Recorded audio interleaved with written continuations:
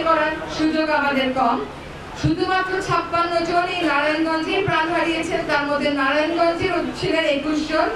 370 জন নানানভাবে আহত হয়েছে, তাদের মধ্যে 255 জনের তালিকা আমরা চূড়ান্ত করতে পেরেছি, বাকিটা পরীক্ষা নিরীক্ষা চলছে।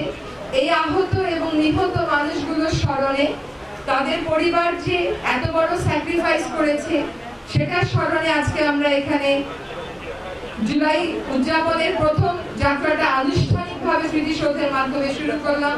এখানে গৃহায়ন ও গণপূর্ত মন্ত্রণালয় এই আয়োজনটা করলেও এর পিছনে আমাদের রেলপথ মন্ত্রণালয় আছে, তারা এই জায়গাটা দিয়েছেন।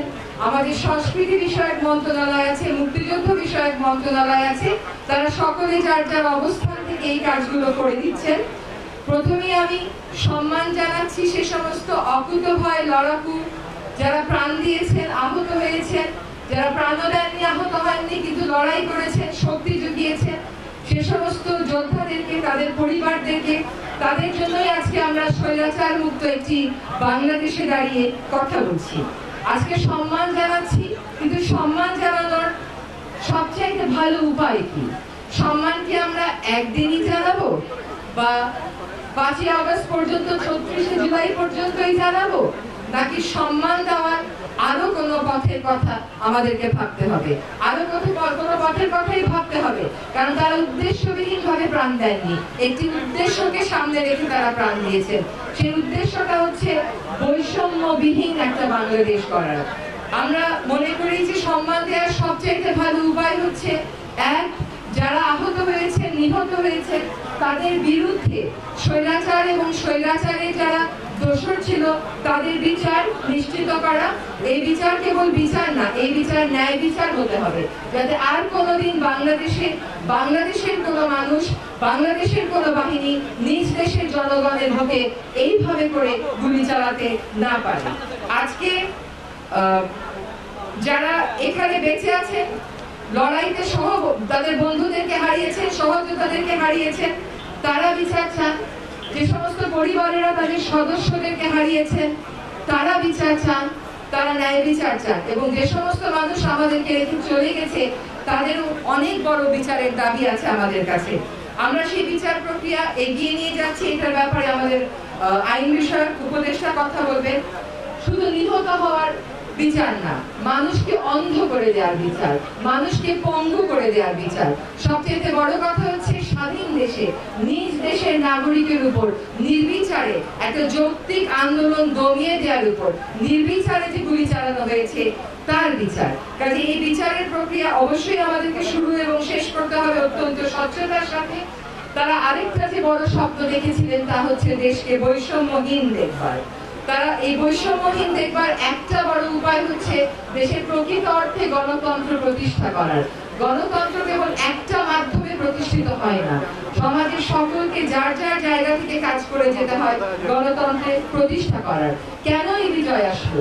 গণতন্ত্রের জন্য তো আমরাও লড়াই করেছি 1990-এর দিক থেকে, গণতন্ত্রের জন্য এর আগেও লড়াই হয়েছে। এইবার বিজয় আসলো এই জন্য যে এইবার যারা লড়াই করেছে তারা মনের ভিতরে এক বিন্দু ভয়কে প্রশ্রয় দেয়নি। যখন তারা দেখেছে তাদের বন্ধুকে গুলি করেছে, তারা টেনে টেনে লাশ নিয়ে যেতে পারছিল না। যখন তারা দেখেছে তাদের বন্ধুকে গুলি করা হয়েছে, তার প্রাণ ছিল, সেই প্রাণ থাকা দেহটাকে, রোজা রাখা প্রাণ থাকা দেহটাকে যখন ট্যাঙ্কের থেকে ছুঁড়ে ফেলে দেওয়া হয়েছে, যখন তারা দেখেছে তাদের বন্ধুদেরকে মেরে ফেলে লাশ পুড়িয়ে দেওয়া হয়েছে, তখন তারা নির্ভীক হয়ে গেছে। তাদের মধ্যে আমিও মারা যাব, আমার পরিবারের কি হবে, এই চিন্তা তারা করে নাই। তারা বিচারের জন্য দেশটাকে বৈষম্যহীন করতে ওইভাবে করে আত্মত্যাগ করে দিয়েছে। এই আত্মত্যাগ এবং নির্ভীক ভাবে যদি সেদিন বন্দুকের মুখে তারা দাঁড়িয়ে না থাকতো, আজকে কিন্তু এই বিজয় আমাদের আসতো না।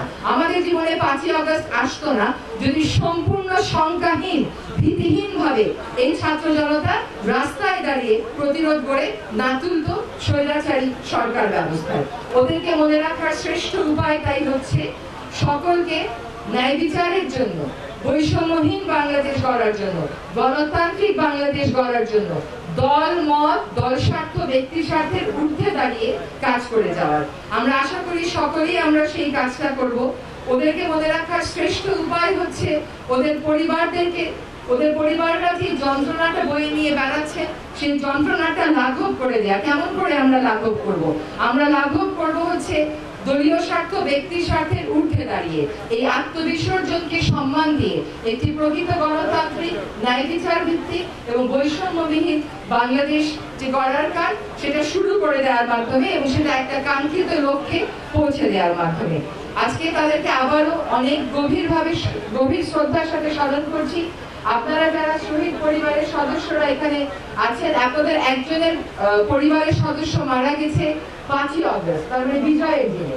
আমরা হয়তো বিজয় উদযাপন করব, কিন্তু এই পিতা এই মাতা ওই পরিবারের ভাই আর বোন ওই বিজয়কে তখনই উদযাপন করতে পারবে যখন ওই লড়াইয়ের যে উদ্দেশ্য ছিল সেটা আসলে আমরা অর্জন করতে পারবো। আপনাদের সবার কাছে আহ্বান জানাচ্ছি দেশ গড়ার এই সংগ্রামে সতর্ক থাকবেন, সজাগ থাকবেন, সচেষ্ট থাকবেন। আজকে যারা আমাদের ছেড়ে চলে গেছেন তাদের জন্য দোয়া করবেন, তাদের পরিবারের জন্য দোয়া করবেন, বাংলাদেশের জন্য দোয়া করবেন, প্রার্থনা করবেন।